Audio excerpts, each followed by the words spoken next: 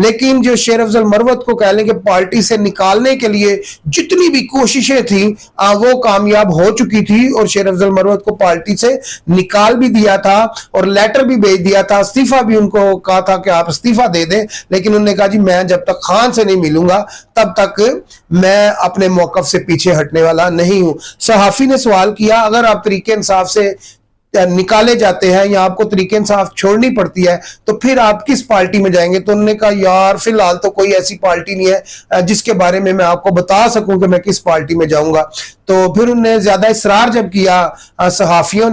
के साथ ना शेर अफजल मरवत साहब जो है ना काफी घुल मिल जाते हैं, तो काफी जो है ना उनका मोहब्बत भी है सहाफियों के साथ। और जैसा कि आपको मालूम है जब सहाफी ने सवाल किया क्या प्रोग्राम जारी रहा तो उन्होंने कहा जी प्रोग्राम कहाँ जारी रहा, प्रोग्राम तो बढ़ गया। तो इसी तरह ना वो कह लें कि सहाफियों के साथ काफी घुल मिल जाते हैं और ये जो उनका जुमला था ये काफी